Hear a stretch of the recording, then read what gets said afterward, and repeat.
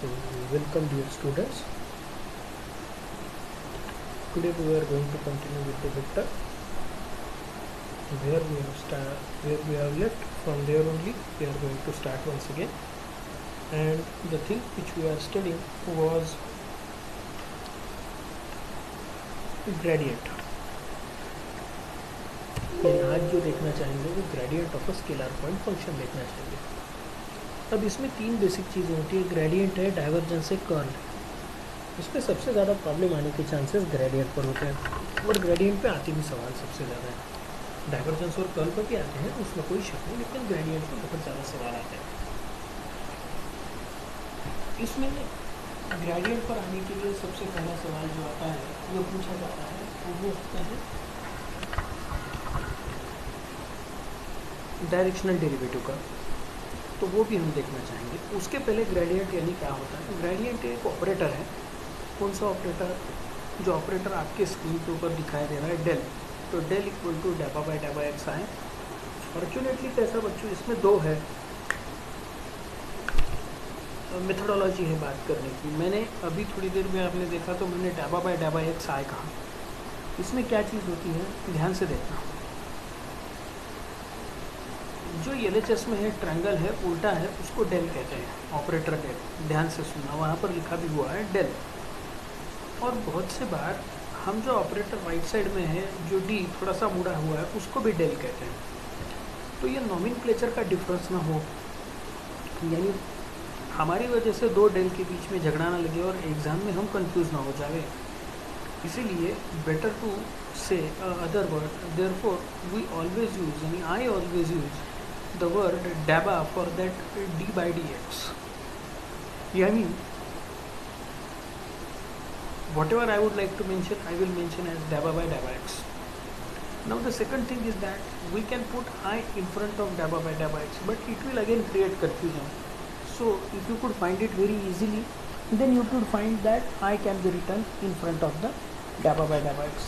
But mind it well, daba by daba x is an operator. I is the unit vector along x-axis. Similarly, j unit vector along y-axis. Similarly, k unit vector along x-axis, z-axis. So this thing should be remembered, and considering this thing, then and then only the recent development should be taken place. तो ये बात याद रखिएगा, ठीक है। So consider ये करते हुए हम आगे बढ़ रहे हैं। अब ज़रा ध्यान से देखना, ये डेबा by daba x etcetera etcetera, इसको ज़रा सा ध्यान से एक्सप्लेन करेंगे। सो सी केयरफुली। अब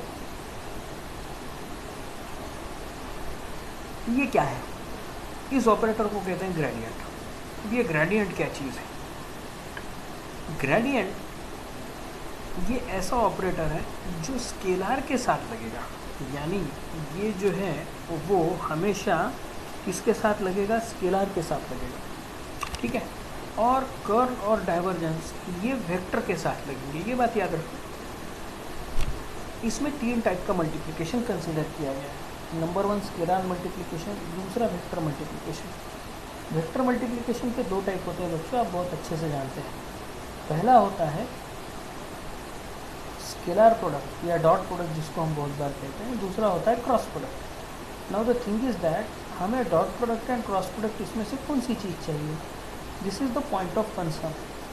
हमें क्या चाहिए? जब डॉट प्रोडक्ट देखेंगे तब हम उसको डाइवर्जेंस कहेंगे, क्रॉस प्रोडक्ट देखेंगे उसको कर्ल कहेंगे, और जब ये डॉट भी नहीं है, क्रॉस भी नहीं है, तब हम उसको ग्रेड कहेंगे। और ग्रेड कब? जब वो स्केलर मल्टीप्लिकेशन होगा। अब स्केलर मल्टीप्लिकेशन मतलब क्या? स्केलर मल्टीप्लिकेशन का मतलब जब ये स्केलर ऑपरेट होता है किसी वेक्टर के साथ। Is it clear? चलो आगे बढ़ते हैं। Let phi of x y z be a scalar point function, then the defined in some region of space. इसको बताना पड़ेगा क्योंकि स्केलर फंक्शन स्पेस के ऊपर रहता है और वेक्टर फंक्शन रीजन के ऊपर रहता है। Then the vector function i into daba phi by daba x plus j into daba phi by daba y plus k into daba phi by daba z is known as the gradient of phi and is denoted by grad phi or del phi.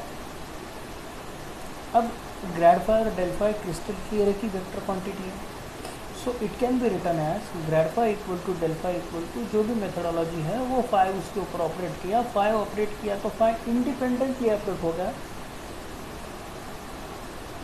यानी phi independently operate होगा आई के coefficient के साथ, जे के coefficient के साथ, के coefficient के साथ।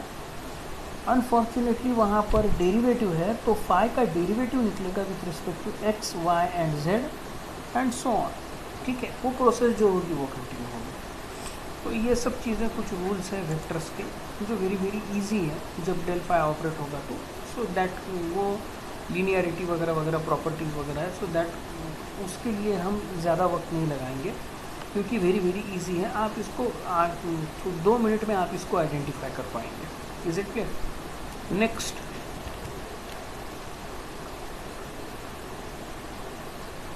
जो इम्पोर्टेंट चीज़ हमारे सामने है वो अभी क्लियर कर लेते हैं।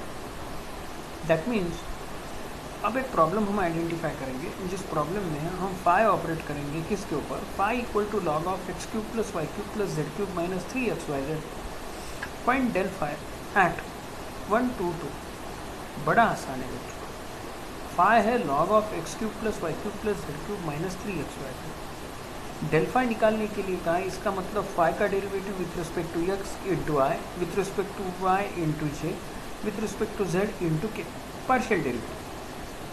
अब कोई भी एक डेरिवेटिव निकाल लेंगे, करस्पॉन्डिंग वाई एंड जेड का हम लिख सकते हैं, तो हम एक्स का डेरिवेटिव निकालने का ट्राई करेंगे। तो ध्यान से देखना, एक्स का डेरिवेटिव यानी सबसे पहले लॉग का है तो लॉग का डेरिवेटिव निकलेगा, वो होगा 1 x cube plus y cube plus z cube minus 3xy।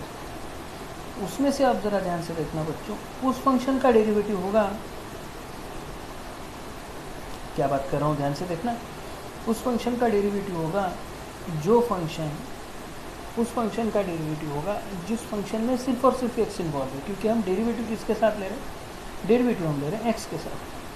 सो अब once again once you are taking the derivative with respect to x, see what has happened। अब x के साथ डेरिवेटिव निकल रहा है, अब वो होगा विथ रिस्पेक्ट टू x होने के कारण वो डेरिवेटिव होगा, ध्यान से देखना, 3y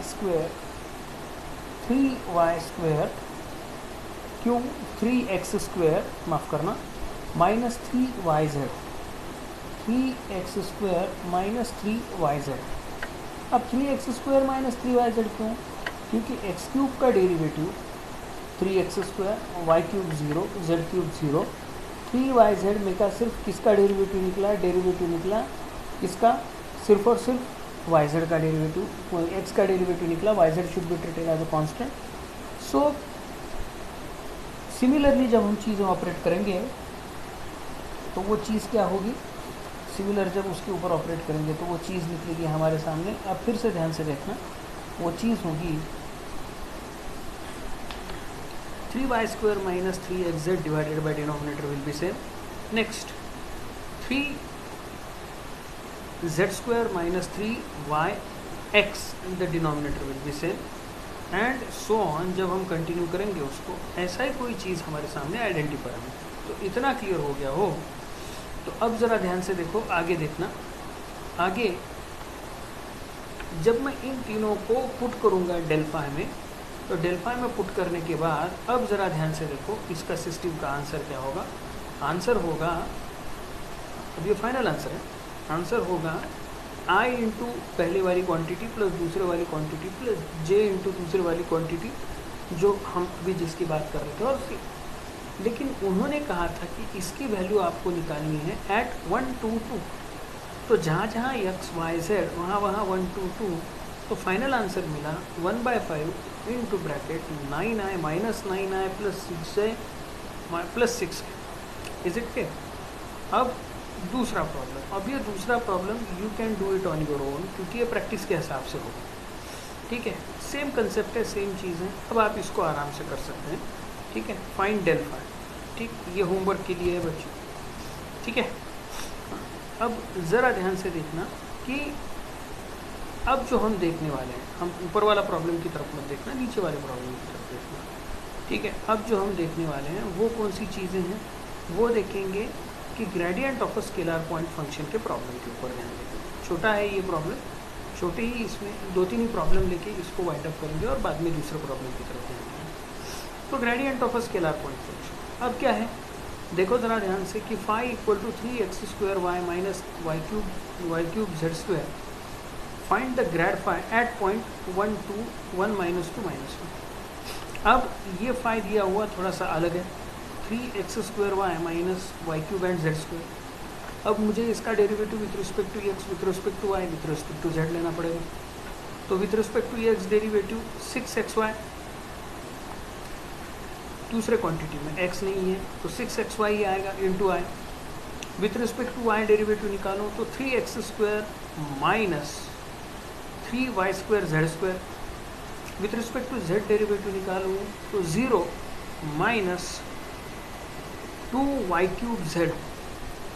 इतना क्लियर हो गया। अब एट पॉइंट 1, -2, 1 निकालना है, तो ये 1, -2, 1 लिखने के बाद आंसर होगा, ध्यान से देखना, उसका आंसर होगा